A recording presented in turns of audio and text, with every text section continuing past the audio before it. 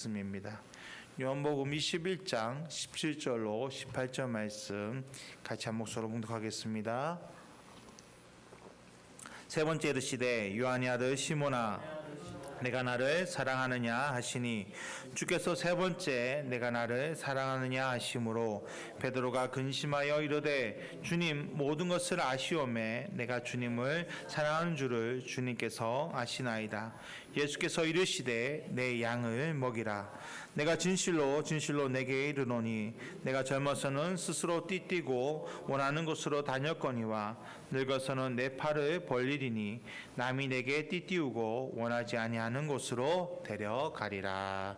아멘. 저는 오늘 같이 봉독한 말씀을 가지고 부활의 은혜라는 제목으로 같이 말씀을 나누기 원합니다. 오늘은 우리 위에 땅에 오신 예수님께서 우리 죄를 대신해서 십자가 지셨다가 죽으셨고 다시 3일 만에 부활하신 그 부활의 기쁨을 기념하는 그 부활의 은혜를, 그 사랑을 우리가 하나님께 찬양하는 그런 부활 주일입니다. 부활 주일 될 때마다 저는 생각하는 단어가 있습니다. 바로 은혜라는 단어입니다. 은혜. 이것은 단순한 은혜, 우리가 생각하는 세상 가운데 사람들 간에 주고받는 은혜가 아니라 정말 예수님께서 죽음도 불사하시고 우리에게 베푸신 은혜, 그리고 다시 부활하심으로 우리에게 부어지는 그 사랑을 생각하게 되는 것입니다. 은혜의 사전적 의미는 고맙게 베풀어 주는 신사나 혜택이라는 단어입니다. 그럼 부활의 은혜는 어떻게 해석할 수 있을까요? 예수님의 부활로 인해 나에게 베풀어 주는 혜택이라고 말할 수 있을 것입니다. 우리 사랑하는 성도님들은 예수님의 부활로 인해 어떤 혜택들을 받고 계십니까? 저는 오늘 그에 대한 답을 요한복음 21장을 통해서 살펴보기 원합니다. 특히 15절부터 18절 중심으로 나누겠습니다. 요한이 요한복음을 끝내려면, 자연스럽게 문맥의 흐름에 따라서, 시간상의 흐름에 따라서 끊으려면 20장에서 끝내는 게 참 보기 좋습니다. 이게 딱 하나의 복음서로 끝낼 수 있어요. 그런데 희한하게도 부록처럼 21장을 더 기록합니다. 이제 신학자들은 추후에 이제 21장이 더 추가되었다라는 말을 합니다. 왜냐하면 본문의 흐름이 조금은 생뚱맞습니다. 없어도 될 것 같은데 본문 21장이 들어와 있는 느낌이에요. 21장 시작은 제자들이 디베다 호수에서 물고기를 낚으려 하는 장면에서부터 시작합니다. 제자로서의 사명을 망각하고 자신들의 생계를 해결하기 위해 다시 옛사람의 모습으로 돌아가는 그런 장면으로 시작되는 거죠. 그런데 그 자리에 예수님이 찾아오십니다. 그리고 베드로에게 반복되어지는 질문을 3번 하십니다. 내가 나를 사랑하느냐? 이 질문을 통해서 베드로는, 또한 제자들은 예수님의 제자로 다시 회복되어진다라는 게 바로 21장의 내용입니다. 이 21장을 통해서 우리가 연약해서 넘어지고 아파하고 고통스러워하는 가운데 우리는 혼자 있는 것이 아니라는 것을 깨닫게 됩니다. 누가 함께 하십니까? 그 자리에 예수님이 함께하고 계신다는 것을 우리는 알 수 있습니다. 그리고 다시 하나님의 은혜로 우리에게 회복시켜 주시는 것을 알게 되는 거죠. 저는 이 시간 예수님의 부활 이후 베드로에게 하신 반복된 3번의 질문을 통해 우리에게 알려주고 계시는 부활의 은혜를 같이 나누고자 합니다. 첫째로, 부활 후 제자들 찾아오셨던 예수님을 통해 용서의 은혜를 경험하게 됩니다. 공생의 기간 동안 예수님과 동행했던 제자들, 그들은 큰 꿈을 가지고 있었습니다.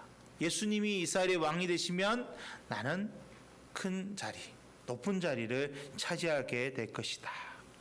그런 마음으로 예수님을 쫓았습니다. 그랬기 때문에 예수님이 병사들에게 붙잡히자 그들은 어떻게 합니까? 자기들이 살기 위해 예수님을 버리고 도망갑니다. 심지어 베드로는 예수님을 부인하기까지 합니다. 그럼에도 부활하신 예수님은 제자들에게 먼저 찾아오십니다. 숨어있는 제자들에게 찾아오셔서 그들에게 평강이 있을지어다라고 말씀하십니다. 요한복음 20장 19절에 이날 곧 안식 후 첫날 저녁 때에 제자들이 유대인들을 두려워하여 모인 곳에 문들을 닫았더니 예수께서 오사 가운데 서서 이르시되 너희에게 평강이 있을지어다라고 말씀하셨다는 것입니다. 예수님의 부활을 그들은 경험했습니다. 그러면 그들은 어떻게 해야 합니까? 예수님의 부활을 직접 목격했으니까 달려나가서 세상 사람들한테 예수님 다시 살아나셨다, 내가 그 부활의 증인이다라고 외치고 외쳐야 될 것이었습니다. 그런데 어떻게 합니까? 오늘 본문이 되는 21장에는 예수님의 제자들이 예수님의 부활을 외쳤다는 것이 아니라 디베랴 호숫가에서 자기들의 생계를 해결하기 위해 어부로의 삶으로 옛사람의 모습으로 되돌아가는 뒷걸음치는 모습을 우리에게 보여주고 있습니다. 여러분, 제자들이 이럴 수밖에 없었던 거 우리는 다 이해합니다.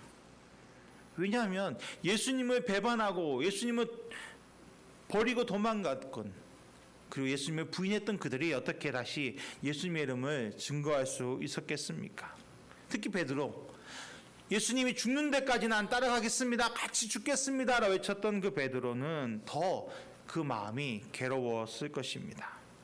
그러니 사람들 앞에 예수님의 부활을 증거하기가 주어되었을 것입니다.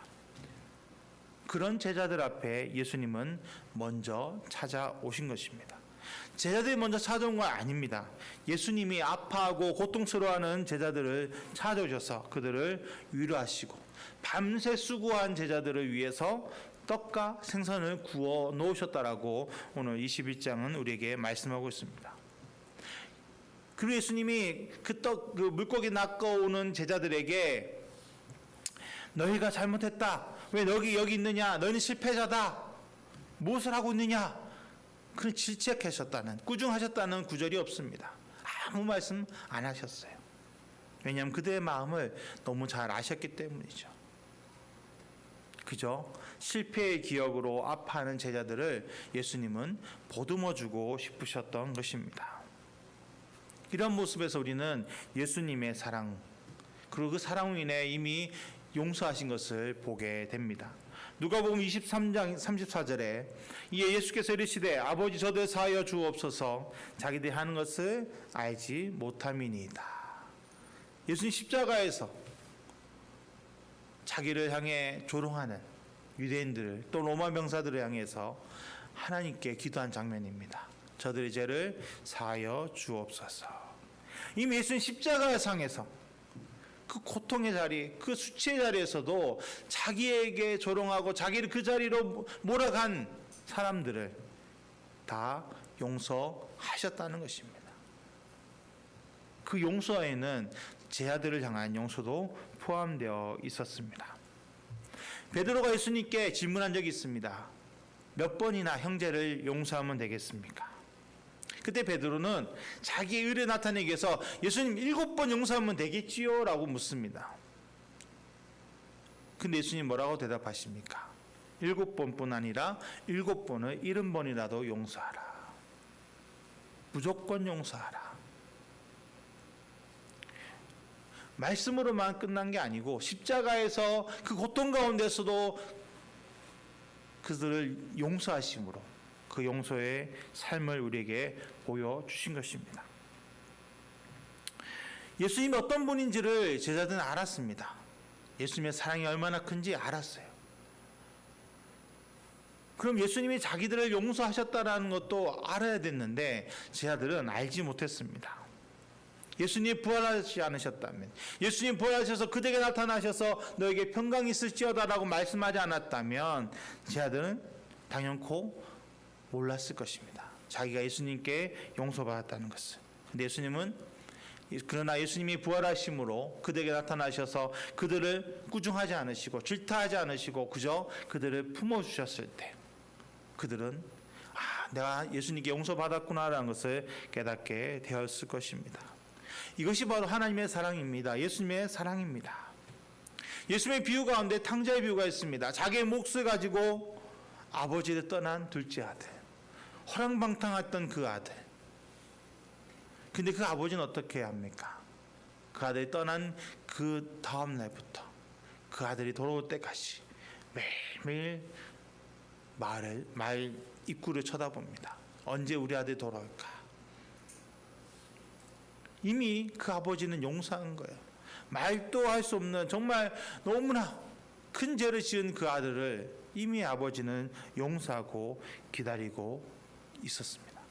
그것이 바로 하나님의 사랑이고 예수님의 사랑이라는 것을 우리에게 말씀하셨던 거죠.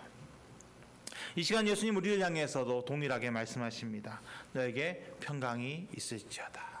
우리가 죄를 지어서 아파하고 고통스러워 하더라도 우리를 향해 예수님은 사랑을 나타내십니다. 이미 난 너를 용서했다. 너희가 내 안에서 평안을 누려라. 나와 함께 동행하자. 이미 우리에게는 죽음이 사라졌습니다. 죄의 무거운 짐이 사라졌습니다. 우리에게는 이미 기쁨과 영생만이 주어졌습니다. 우리가 잘났어요? 아닙니다. 예수님의 사랑으로 우리를 용서하셨기 때문에 우리를 의인되게 하셨고 둘이가 항상 기뻐하고 범사에 감사할 수 있는 그리스도인이 되게 하신 것입니다. 그 은혜를 기억하시기를 축복합니다. 둘째로 부활 후 제자들을 찾아오신 예수님을 통해 관계 회복의 은혜를 깨닫게 됩니다. 제자들 가운데 특히 베드로는 예수님을 3번이나 부인함으로 그의 심적 고통은 더 말할 수 없었을 것입니다. 특히 예수님이 부활하신 것을 보고 나서 그는 더 괴로웠을 수도 있습니다. 내가 예수님을 그렇게 부인했는데 예수님 나를 다시 제자로 생각하실까? 예수님 나를 기뻐하실까? 라는 마음을 그는 가지고 있을 수도 있습니다.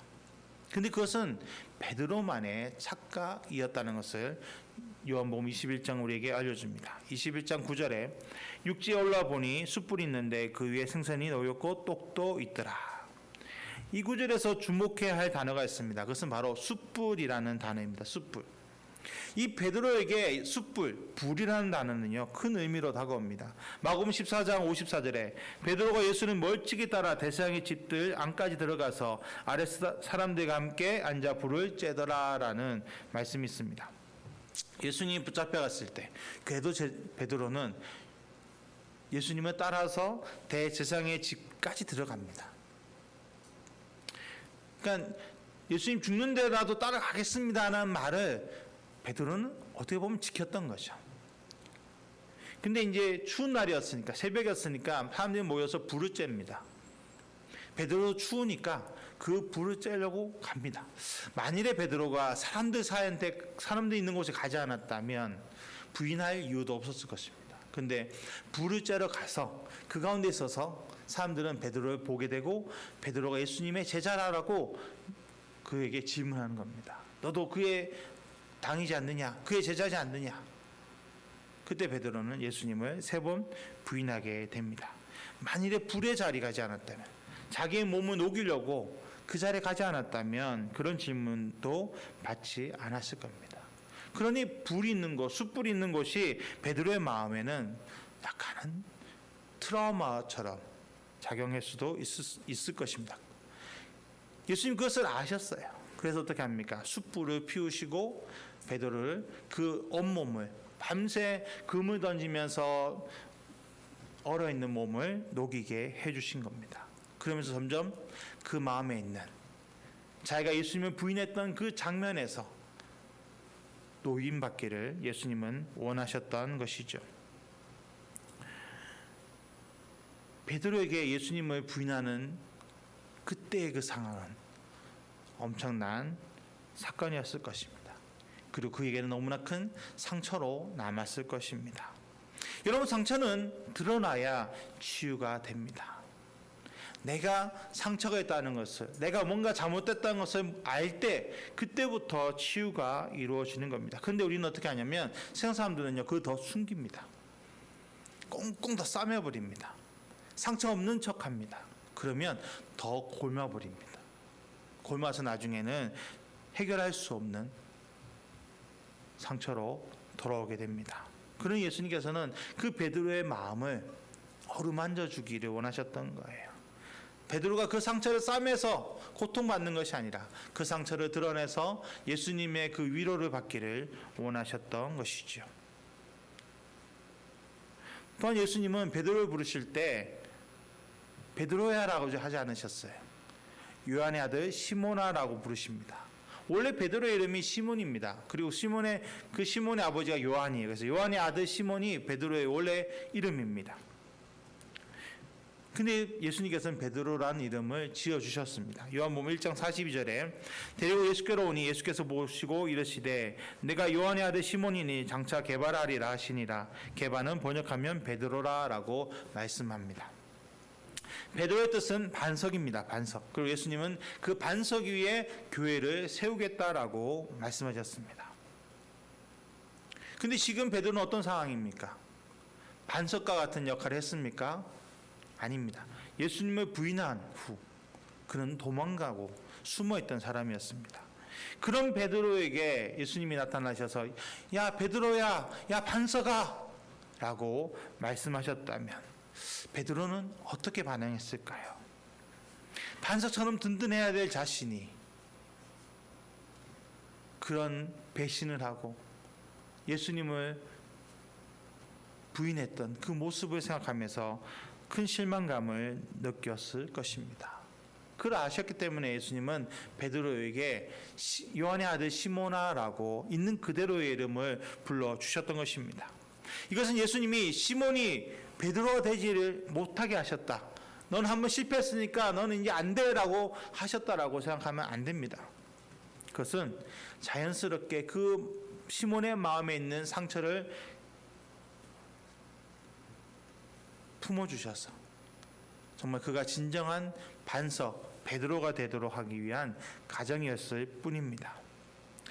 너무나 연약하고 부족한 시몬을 예수님은 든든한 반석 베드로로 만들기를 원하셨던 것입니다. 그래서 똑같은 질문을 3번 반복합니다. 내가 나를 사랑하느냐?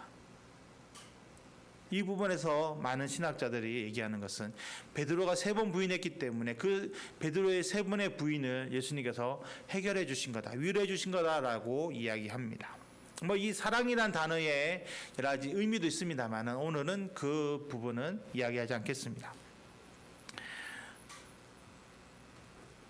3번 부인했던 베드로의 마음을 다시 스스로 사랑한다라고 고백하도록 유도함으로 그 마음에 다시 예수님과의 관계, 사랑하는 스승과 제자로서의 관계를 회복시켜 주셨던 것이죠. 여러분, 하나님이 우리에게 원하신 것이 무엇일까요? 하나님께서 우리에게 원하시는 것은 다른 게 아닙니다. 나의 힘으로는 아무것도 할 수 없다는 것을 깨닫기를 원하십니다. 내가 얼마나 연약하고 부족한 존재인지, 그런 나를 하나님이 들어쓰시고 하나님의 은혜와 능력으로 나를 든든한 반석과 같이 만드신다는 것을 깨닫기를 원하신다는 거예요. 그래서 이 베드로에게는 숨기고 싶은 상처입니다. 근데 그 상처가 우리에게 은혜로 다가오는 것입니다. 여러분, 우리는 예수님의 제자로 살기 위해서 뭔가를 해야 된다고 생각합니다. 그러나 그것은 착각이에요. 내가 하는 것이 아닙니다. 내가 할 수 있는 것이 아닙니다. 우린 제자들처럼 예수님 붙잡히면 우리도 도망갈 사람들이에요. 내 힘으로는 아무것도 못합니다. 그런데 누가 하십니까? 하나님께서, 예수님께서 우리를 만지셔서 우리를 세워 가신다는 겁니다. 하나님의 든든한 반석이 되도록이요. 부활하신 예수님은 다시 그 베드로를 찾아오셔서 그와의 관계를 회복하기를 원하셨습니다. 예수님의 사랑으로 먼저 베드로에게 손을 내미시고 베드로의 마음에 있는 상처를 보듬어 주신 겁니다. 그리고 정말 든든한 반석이 되게 하셨습니다. 이러한 일은 오늘도 우리에게 일어납니다. 우리 예수님과 동행하기 원하고 예수님이 원하신 대로 살기 원합니다. 그런데 그러지 못할 때가 더 많지 않습니까? 우리가 너무 연약하고 부족해서 쉽게 좌절하고 넘어집니다. 그때마다 예수님은 우리에게 말씀하십니다. 괜찮다, 괜찮다. 너가 나를 사랑하려는 마음이 있느냐? 그럼 됐다. 나와 함께 하자. 내가 너를 붙잡아 주겠다. 내가 너에게 은혜와 능력을 주겠다. 나와 함께 와서 나의 사명을 감당해라 라고 말씀하십니다. 여러분, 우리는 어떤 상황에서도 예수님은 떠나지만 않으면 됩니다. 예수님의 손을 놓지만 않으면 됩니다. 예수님이 나의 구원자 되심을 우리가 믿고 고백하면서 한 걸음 한 걸음 나아가면 하나님께서 우리에게 더 크신 은혜와 능력으로 우리를 붙잡아 주십니다. 마지막으로 사명을 망각한 베드로를 다시 사명자로 세우심을 통해 사명 회복의 은혜를 우리는 알게 됩니다. 요한복음 21장 3절에 시몬 베드로가 나는 물고기 잡으러 가노라 하니 그들이 우리도 함께 가겠다고 나가서 배에 올랐으나 그날 밤에 아무것도 잡지 못하였더니라고 말씀하고 있습니다. 베드로는 지금 자기의 실패의 경험으로 인해서 실패의 기억으로 인해서 자기에게 주어진 사명을 망각하게 되었습니다. 분명히 예수님은 베드로를 든든한 반석으로 만드시고 그 위에 교회를 세우겠다라고 말씀하셨습니다. 그런데 베드로는 자기 연약함 때문에 내가 그런 실패를 경험했는데 그런 실수를 했는데 내가 어찌 그런 반석이 될 수 있는가라고 도망자요 배반자가 되어버렸습니다. 더 숨어버린 거예요. 그래서 예수님께서 허락하신 사명도 잊어버리고 그는 예수님께서 부활하신 것을 경험하고서도 더 옛사람의 모습으로 돌아가려고 지금 열심히 그물을 던졌다는 것입니다. 베드로는 성실한 사람입니다. 예수님을 만났을 때도 밤새 아무것도 잡지 못했지만 어떻게 했습니까? 그 다음 날을 위해서 그물을 깃고 있을 때 예수님을 만났습니다. 그렇게 성실했던 사람이에요. 그러니 그 밤에도 얼마나 열심히 그물을 던졌겠습니까? 한 마리 잡히지 않는데 열심히 밤이 맞도록 새벽에 해가 뜰 때까지 열심히 그물을 던졌을 것입니다. 그런데 결과는 빈 그물 뿐이었습니다. 여러분 이를 통해 우리가 알게 되는 것은요, 하나님이 허락하신 사명이 아니면 사명이 아닌 길을 걷게 되면요 내 손에 아무것도 남는 게 없다는 거예요. 전도자의 고백처럼 모든 것이 헛될 뿐입니다. 그때 예수님이 찾아오시고 어떻게 하십니까? 예수님은 그들에게 만선의 기쁨을 허락해 주십니다. 그리고 베드로에게 3번 반복되는 질문을 통해서 예수님이 이미 용서하셨고 이미 관계가 회복되었다는 것을 알게 하십니다. 그리고 더 나아가 잃어버린 사명도 재정립해 주십니다. 요한복음 21장 18절 내가 진실로 내게 이르노니 내가 젊어서는 스스로 띠띠고 원하는 곳으로 다녔거니와 늙어서는 내 팔을 벌리리니 남이 내게 띠띠우고 원하지 아니한 곳으로 데려가리라 라고 말씀합니다. 베드로가 어떤 삶을 살게 되고 어떤 죽음을 맞이하게 될지 그가 어떤 모습의 순교를 하게 될지 미리 이미 얘기해 놓으신 거죠. 베드로는 이 말씀처럼 살았습니다. 그리고 예수님의 사명을 감당했습니다. 교회 사적으로 보면 베드로는 거꾸로 십자가 달려 죽었다고 합니다. 예수님처럼 달릴 수 없다 해서 더 고통스럽게 순교했다고 합니다. 그 모든 게 예수님을 사랑한 한 번의 실패 이후 예수님이 다시 세워주시니까 그가 새로운 사명자가 되어서 끝까지 달려갔다는 것을 우리에게 깨닫게 합니다. 우리도 인생을 살면서 실패 경험을 하게 됩니다. 그때는 왠지 모르게 강야를 걷는 것 같고 계속 뭔가 열심히 하는데 내 손에는 빈 그물만 남아있는 것 같습니다. 그러나 그때 우리 주님은 절대 나를 혼자 내버려 두지 않으십니다. 우리 찾아오셔서 우리의 부족함을 채워주시고 다시 사명의 길로 걸어갈 수 있도록 우리에게 믿음과 소망을 회복시켜 주십니다. 그 은혜를 우리는 알아야 합니다. 예수님의 부활은 단지 과거의 사건이 아닙니다. 오늘 이 자리에 우리 모두에게 여전히 살아 역사하시는 하나님의 은혜입니다. 부활하신 예수님은 제자들을 먼저 찾아오셨습니다. 그들의 실패를 꾸짖지 않으시고 먼저 그들에게 평강을 선포하셨고 깨어진 관계를 회복시키시며 잃어버린 사명까지 다시 일깨워 주셨습니다. 이처럼 부활은 단순히 죽음을 이긴 사건이 아니라 넘어진 인생을 일으키는 능력이며 깨어진 관계를 회복하는 사랑이고 흐릿해진 사명을 다시 붙잡게 하는 은혜입니다. 지금도 예수님은 우리의 실패를 덮으시고 우리를 새롭게 세워주고 계십니다. 그러니 우리는 그 주님을 바라보고 오늘 이 부활의 기쁨이 있는 복된 주일에 더 내 안에서 용서의 은혜가, 관계 회복의 은혜가, 사명 회복의 은혜가 넘치기를 기도해야 될 줄 믿습니다. 그리고 우리가 그 예수님의 사랑을 가지고 잊지 않는, 예수님 하나님이 찾으신 잃어버린 한 영혼을 위해 우리는 달려가야 될 줄 믿습니다. 그럴 때 나도 살고 이 땅도 살게 될 줄 믿습니다. 나를 통해 하나님 나라가 정말 든든히 서갈 수 있기를 축복합니다.